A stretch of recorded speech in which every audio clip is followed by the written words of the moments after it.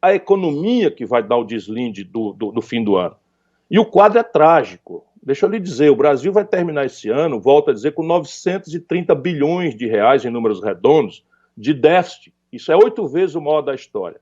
Déficit na conta do governo. Né? Só para você ter uma ideia, quando a Dilma foi derrubada, o déficit foi de 36 bilhões de reais. Nós estamos falando em 930 bilhões de reais. Com o Temer foi 130, que foi o pior da história, nós estamos indo para 930. Na prática, a dívida pública vai pela primeira vez se aproximar de 100% do PIB. Quando a dívida cresce demais, ela em curto prazo e encarece o preço. Então hoje, por exemplo, a taxa que o governo paga oficial, já ninguém mais respeita. O governo está com a menor Selic da história e a turma não aceita mais. Venceu o papagaio e só aceita se rolar se for com 3% acima da Selic. O que é um sintoma? 150 bilhões de dólares de brasileiros e de estrangeiros fugiram do Brasil. Aí você olha para a taxa de câmbio, ela está indo descambando de novo para os R$ 6,00, 5,40, 5,45, 5,50, 5,52 e o governo torrando reserva. Então são todos os sintomas de uma deterioração econômica muito grave, sem precedente. Quando a economia retomar, e eu espero que Deus nos proteja, que nos ajude a sair dessa pandemia, do isolamento, quando a economia retomar, o que nós estamos anunciando aí é uma pressão de inflação que ninguém quer ver. Mas se o câmbio sobe, o preço do pão quer subir. Se o câmbio sobe, o preço do pão quer subir. O preço da passagem de ônibus quer subir. O preço do remédio quer subir. O preço do celular quer subir. Ou seja, tudo mais ou menos acompanha o dólar. E se você tem uma dívida pública encurtando o prazo, ela vai virando quase dinheiro. E isso é inflação. Ou seja, o Bolsonaro está sinalizando para um quadro de deterioração econômica muito grave. É muito difícil que ele escape disso. O Guedes não fica, vou anunciar aqui de novo. É um mero palpite, mas eu duvido que o Guedes fique. Na hora que o Guedes sentir que o cocô vai se espalhar, ele vai arranjar um pretexto e vai cair fora. Então veja, nós vamos ter, e foi o que eu disse, nós temos uma pressão inflacionária muito grande, não é pequena não. Mas todas as previsões estão apontando uma inflação abaixo da meta, confortavelmente abaixo da meta. Então anote a minha. Vou anotar. Anote a minha previsão. A pressão inflacionária é monstruosa. Para este ano? Agora, 3 meses. Mesmo com a economia deprimida? Com o consumo deprimido? Mesmo com a economia deprimida, é o quadro de estagflação, que é o que nós estamos vivenciando. Todo mundo mentindo para o povo que nós vamos crescer, que nós estamos crescendo.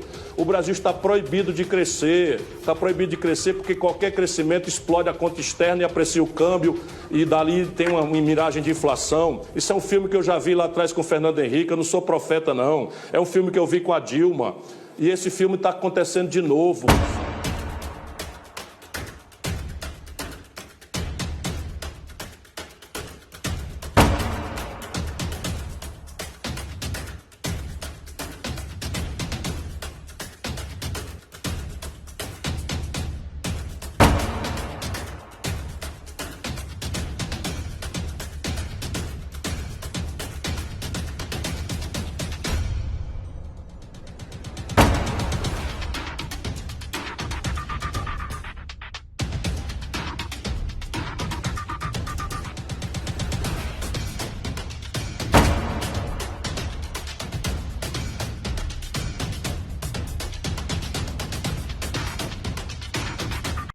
Retrospectivamente, o Brasil estará destruído, Sakamoto. Anote aí, essas coisas ficam gravadas. Nós atingimos pela primeira vez na história do Brasil, sem precedente, por 1/5 disso, R$1 trilhão de déficit primário.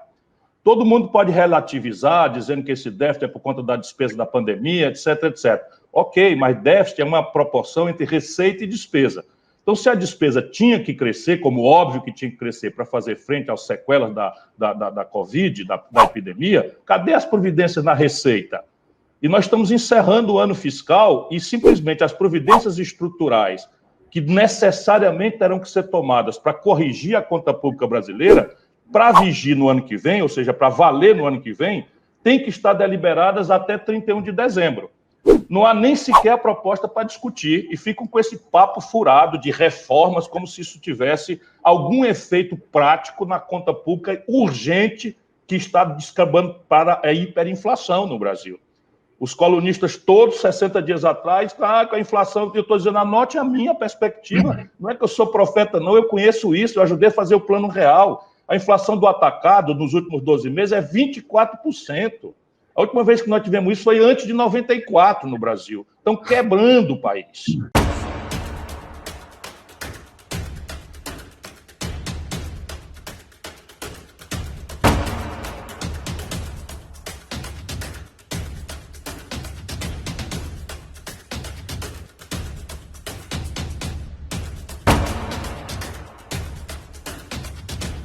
Olha, a pandemia agravou muito o desequilíbrio das contas. Isso é verdade. A pandemia derrubou a receita pública, a pandemia aumentou as despesas, nós tivemos que correr em socorro de muita gente, que vai acabar agora. Isso tudo está certo. O mundo inteiro teve essa pressão e esse estresse. Mas do outro lado, o que você está fazendo? O que a família brasileira faz? O que o empresariado brasileiro faz? Ajusta a conta. E a conta de um lado é a despesa, do outro lado é a receita. Se a despesa está fora de controle, você precisa passar um pente fino e arrumar essa despesa onde puder arrumar. No caso brasileiro, a maior despesa pública de todas é juro e rolagem de dívida. Como nós estamos já gastando muito mais do que arrecada, o juro da dívida não está sendo pago e está indo para dentro dela.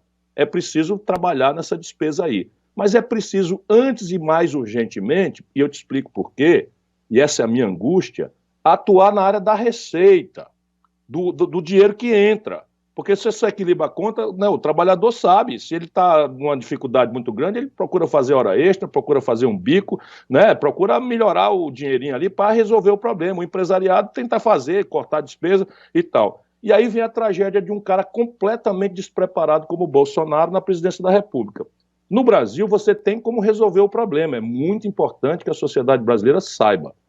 Agora, para resolver o problema, tem que chamar um debate honesto com as pessoas.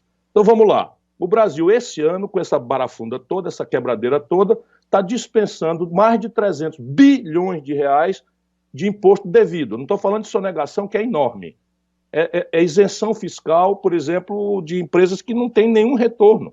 Você pode passar um pente fino nisso e arrumar aí uns 50, 70, 80 bilhões de reais. Eu mais ou menos sei onde é que a gente podia achar, ainda mantendo, veja bem, 220, 230, 250 bilhões de reais de isenção fiscal. Mas eles não estão fazendo. Se o Brasil cobrar meio ponto percentual, que é o que o mundo está fazendo. O que é que o mundo está fazendo? A Europa, os Estados Unidos também alopraram as despesas, também agravaram os seus desequilíbrios, mas todos aumentaram a tributação dos super ricos. Por quê? Porque isso não gera distorção embaixo, como a CPMF gera distorção embaixo. Mas o super rico não. Se você cobrar, como o mundo inteiro cobra, um imposto sobre lucros e dividendos empresariais, que eu já cobrei quando fui ministro da Fazenda do Brasil, com o governo Itamar Franco, a gente se cobra igual eu cobrei, uns 80 bilhões de reais por ano. Só cobrando o que o mundo inteiro cobra, os americanos cobram, os europeus cobram, e aumentaram esse tributo, que é o seguinte, o Banco Itaú, para dar um nome claro para as pessoas saberem, sem nada contra, o Banco Itaú acabou de, quer dizer, pouco tempo atrás, de tirar 9 bilhões de reais para 4 famílias e não pagou uma pataca de imposto. Enquanto isso, o trabalhador brasileiro de classe média paga 27,5% de imposto de renda. Percebe? Isso não existe em lugar do mundo. Lá se vai mais 90 bilhões que a gente pode botar para dentro. Ô, Paulo Guedes, aprende aí um pouquinho, toma nota. O Datena está ajudando aí a gente a te ajudar a resolver esse pepino. Mas o que é o problema? O problema tudo é interdição mental. Se a gente cobrar, Datena, 0,5% a 1% dos grandes patrimônios acima de 25, 30 milhões de reais, a gente arrecada mais 70 bilhões de reais. Sabe qual é a distorção que isso gera? Nenhuma. Pode ser provisório, meio ponto, ó, super rico. Vocês aí vamos ajudar aqui, é uma transição para a gente equilibrar a conta, porque senão é que nem cuspir para cima. Na hora que você não resolve a conta se resolve na superinflação, que já começou para o povo. Porque esses números de inflação, eles são médias. Então, o preço da diária de um hotel de luxo cai, porque o turismo despencou, eu pego a queda e rebato com o preço do feijão, que subiu 30%, o preço da carne, que subiu 20 e tantos por cento, o preço do óleo de soja, que subiu 20 e tantos por cento, o preço do arroz, que subiu 30%, o preço do óleo diesel, que está subindo e arrebentando o custo de frete dos caminhoneiros, o preço do gás de cozinha, que está aloprando R$80 na casa da mãe de família do interior do Brasil ou da nossa periferia de São Paulo. Agora, qual é a tragédia de botar gente despreparada e estagiária na presidência da República? Existe, Datena, solução. Eu já mostrei aqui algumas, eu não quero ser mais chato do que eu já fui, só que eu queria dar algum sopro de confiança no povo brasileiro nessa hora trágica. Porém, essas coisas têm que ser feitas obedecendo a um princípio da Constituição que chama princípio da anterioridade. O que é o princípio da anterioridade?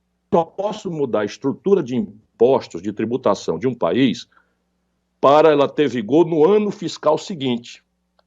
Ou seja, nós estamos caminhando para metade de novembro, falta 45 dias em número redondo para o ano acabar, e esses caras nenhuma proposta têm. Essa é a tragédia de um despreparado como o Paulo Guedes e um tarado, amalucado, boçal, imbecil como o Bolsonaro na presidência da República. Percebe? Então, 45 dias falta para a gente tomar decisões que, se tomadas agora, tem efeito no ano que vem. Se não for tomada agora, se for tomada só em 2021, só vai ter efeito em 2022. Aí, meu irmão, Maria já foi pro brejo.